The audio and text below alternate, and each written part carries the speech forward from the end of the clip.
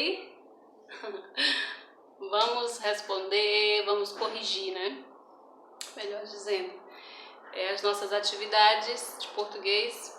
Eu sempre corrijo mais as de matemática, né? Eu vou deixando as de português, então vamos agora corrigir, conferir as respostas de vocês de português. Vamos lá, meus amores, coloquem aí na página 11 de português. E aí nós temos interpretação textual, não é isso? E a primeira pergunta da página 11, né? Qual é o título desse artigo? E o título do artigo é o título do texto, né? Que é o vovô e o videogame.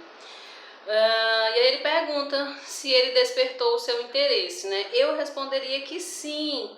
E por quê? Porque hoje em dia a gente se discute bastante, né, acerca da inclusão dos idosos, né, nessa era digital, né, que eles também, aos poucos, né, eles também estão se conectando, né, e isso tem servido como distração, né, para eles também. A alternativa B, ele pergunta que expectativa sobre o assunto do texto é criada com o título, né? A expectativa é que sabermos, né, quais são as dificuldades e também quais são as facilidades, né? Existe facilidade? Quais são essas dificuldades? O que esses idosos, né, eles dizem a respeito dessa era digital, né? Porque isso, né, essa boa parte, né, dessas tecnologias, ela é voltada para o público mais jovem, né? Mas de certa forma os idosos, né, eles têm também feito uso, né, dessas tecnologias, e de acordo com o texto, né, com a pesquisa, ela serve também para trabalhar aí algumas áreas, né, neuropsicológicas aí dos idosos, tá? Após a leitura integral do texto, essa expectativa foi confirmada? Sim, né, ela foi confirmada. E aí ele pede para você justificar o título do texto, né, que é o vovô e o videogame. Ele apresenta de maneira muito genérica o assunto. Então, quando nós adentramos na leitura, né, nos aprofundamos nessa leitura, a gente percebe que o assunto abordado é o uso terapêutico dos videogames, a fim de evitar problemas relacionados com a idade, especialmente, né, aqueles problemas neurológicos, tá? Então, sim. Indo um pouco mais, vamos lá para a página 12. E aí ele pergunta qual público e a que se destina, né? O texto se destina ao público infantil, tá? E isso pode ser observado pelos veículos em que o texto foi publicado, né? Que é um site de revista Ciência Hoje para crianças. Então, quando a gente analisa isso, a gente vê, tá? E aí diz o que você considerou para dar essa resposta, né? E ele diz assim, você já viu seu avô, né? Então, se avô é um público jovem, né, jogando videogame, é o seu avô, é o seu, então você já é uma criança, tá? Quarta questão, releia estas frases do texto. Você já viu seu avô jogando videogame? Se você está pensando em desafiar seus avós, seu game favorito, calma, nada mais difícil, certo? Já pensou? Nada muito difícil, certo? Já pensou? Ele assim, no texto, essas frases, o que essas frases fazem? Elas ajudam a criar uma proximidade entre o leitor e o texto? Sim. Deixam o texto mais atrativo, pois estabelecem um diálogo com o leitor? Sim. Criam um distanciamento entre o leitor e o texto em razão da palavra? Não. Quinto, releia o segundo parágrafo do texto. Qual é o recurso utilizado para manter a atenção do leitor? Né? É estabelecido ali um diálogo entre o texto e o leitor, o que fica evidente pelo uso de você, né, na primeira frase do segundo parágrafo. B.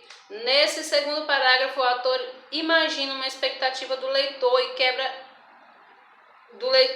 essa expectativa. Explique como isso acontece. Então, como é que isso acontece? Então, vamos lá.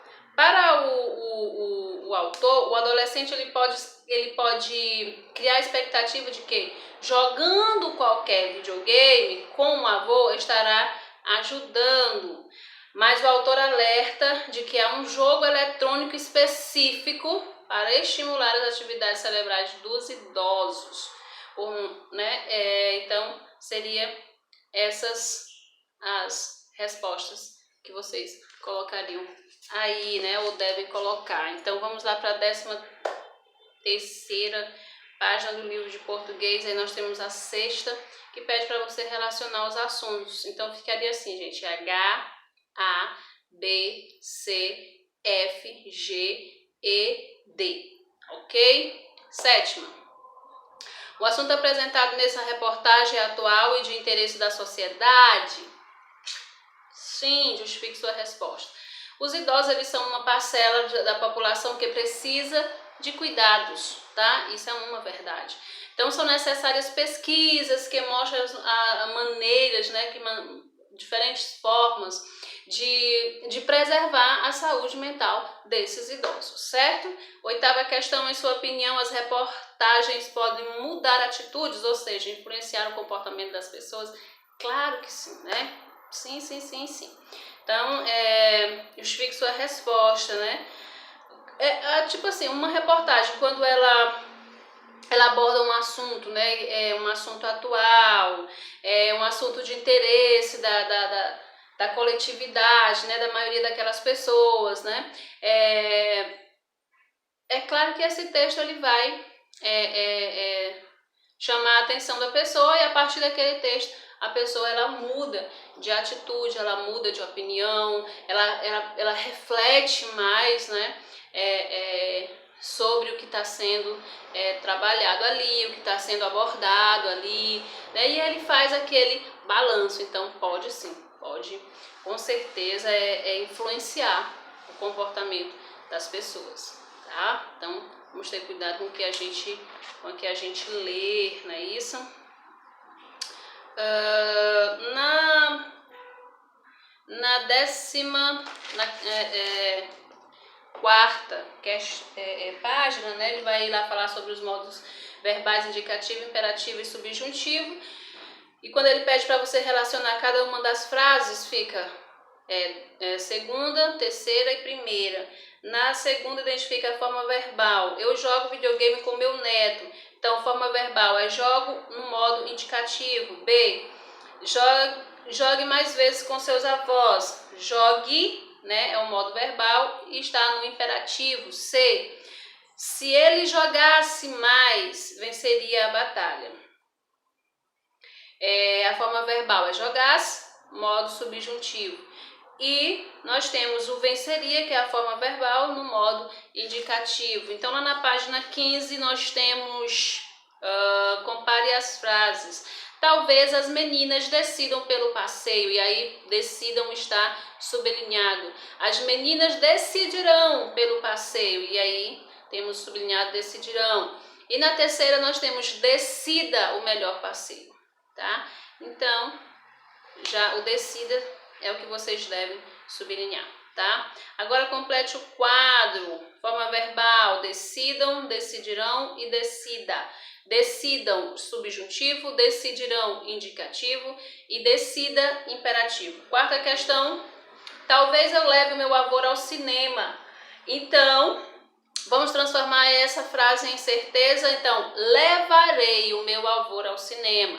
É possível que algumas famílias não tratem bem as pessoas. Algumas famílias não tratam, eu estou afirmando, não tratam bem as pessoas idosas, né? Espero que aumente a procura por jogos pelos idosos. Aumentará, eu vou afirmar, né? Eu estou afirmando. Então, aumentará a procura por jogos pelos idosos.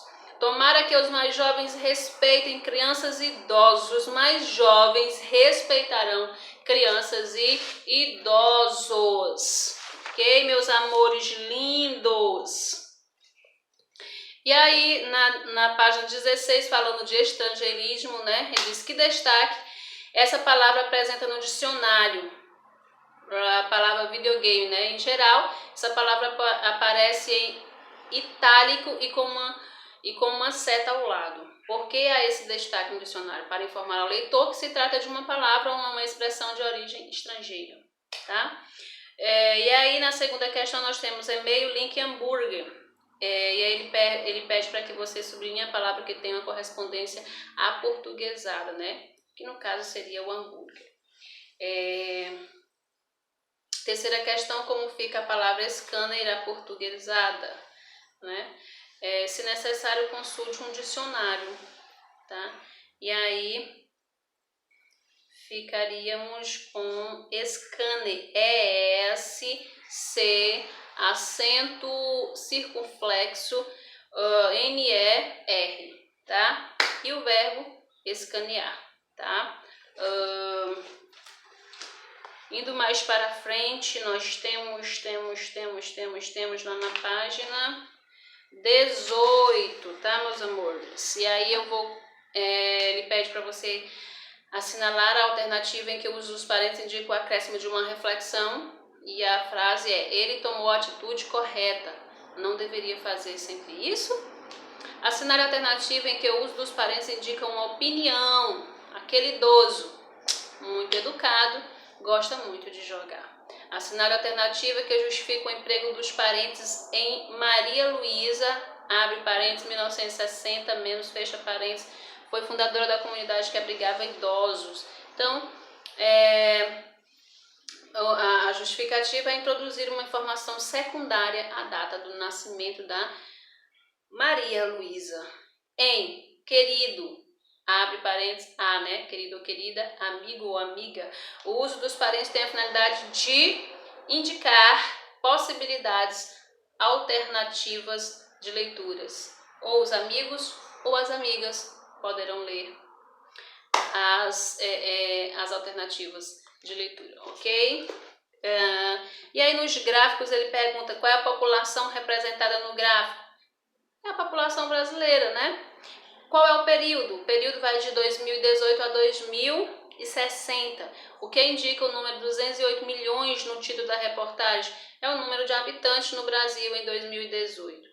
E que palavra possibilita concluir que a informação numérica presente no título é atual em relação à data da sua publicação? É a forma verbal. Chega, né? É isso aí. Então vamos lá, meus amores. Temos mais? Temos. 20. Página 20, página 20. O número acima das colunas dos gráficos indica a expectativa de vida da população. O que significa expectativa de vida? Trata-se do número médio de anos em que a população de um país viverá de forma mantida, se forem mantidas as mesmas condições de vida desde o momento do nascimento. Na sétima questão eu vou marcar um X no primeiro quadrinho. Na oitava questão, seguindo a leitura do gráfico, da esquerda para a direita, nós podemos concluir que a expectativa de vida de homens e mulheres aumenta ou diminui? Aumenta, né? Então ela sai de 76,25 anos para chegar a 81,4. Nono, em 2018 e 2060, de quanto será o aumento da expectativa de vida? Esse aumento será de 4,79 anos. Tá? Então, reescreva na forma de texto as principais informações presentes no gráfico. E aí, vocês vão escrever isso, tá? Em texto, tá? Um texto corrido, ok? Beijo grande no coração de vocês, para vocês, atividadezinha da folha de português. Até amanhã, meus amores lindos!